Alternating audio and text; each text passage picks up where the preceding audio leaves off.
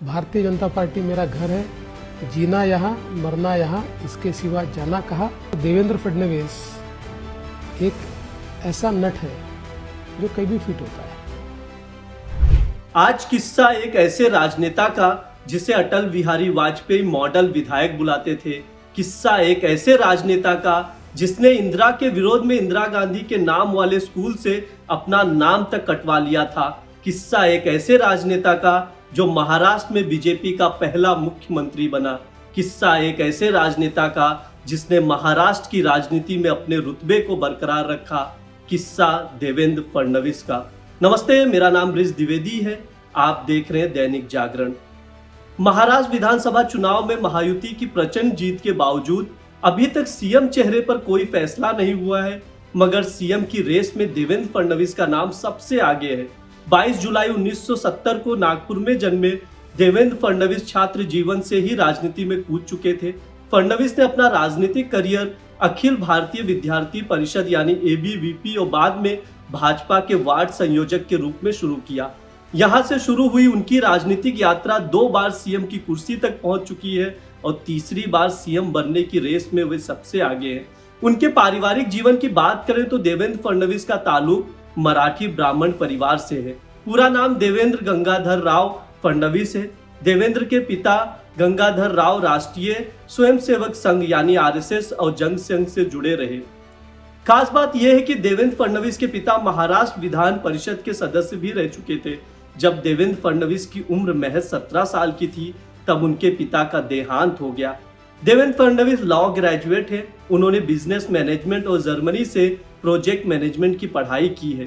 वो नितिन गडकरी के विंग का भी हिस्सा रह चुके हैं। कॉलेज के बाद देवेंद्र फडणवीस राजनीति में आ चुके थे।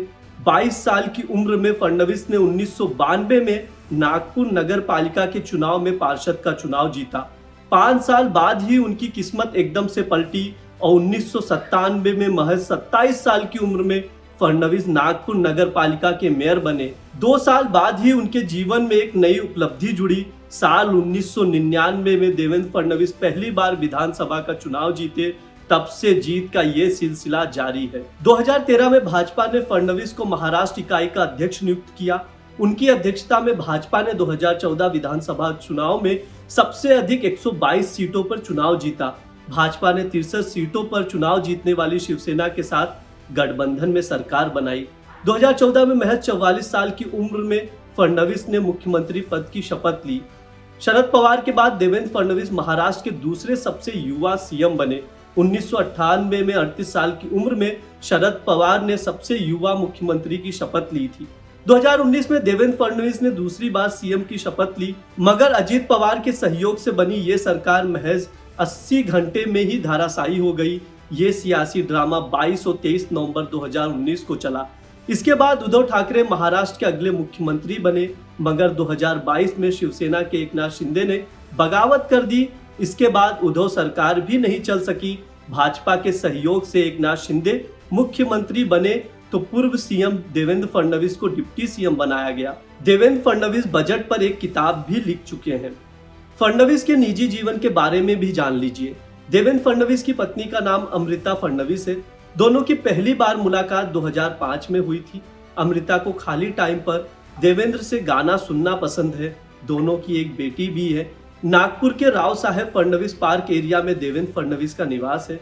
ज्योतिष के मुताबिक देवेंद्र फडणवीस को राशि मीन है। इनका स्वामी गृह बृहस्पति है। आइए वो किस्सा सुनाते हैं जब इंदिरा गांधी के विरोध में स्कूल छोड़ दिया था। देवेंद्र फडणवीस की प्रारंभिक पढ़ाई इंदिरा कॉन्वेंट स्कूल में हुई, मगर इससे जुड़ा एक रोचक किस्सा भी है। दरअसल आपातकाल के दौरान देवेंद्र के पिता गंगाधर राव को गिरफ्तार कर लिया गया था। देवेंद्र ने अनोखे तरीके से इस गिरफ्तारी का विरोध किया। उन्होंने इंदिरा गांधी के नाम वाले स्कूल से अपना नाम तक कटवा लिया था। आपको बता दें, देवेंद्र फडणवीस मॉडलिंग भी कर चुके हैं। 2006 में नागपुर के चौराहे पर लगी उनकी मॉडलिंग की तस्वीरें भी खूब चर्चा में रही हैं। होर्डिंग्स और बैनरों में लगी मॉडल की फोटो देवेंद्र फडणवीस की थी। जानकारी के मुताबिक फोटोग्राफर विवेक रनांडे ही देवेंद्र फडणवीस को मॉडलिंग के प्रति प्रेरित किया और उन्हें मनाया। खास बात यह है कि अटल बिहारी वाजपेयी भी उन्हें मॉडल विधायक बुलाया करते थे। आज के लिए इतना ही। देखते रहिए दैनिक जागरण। शुक्रिया।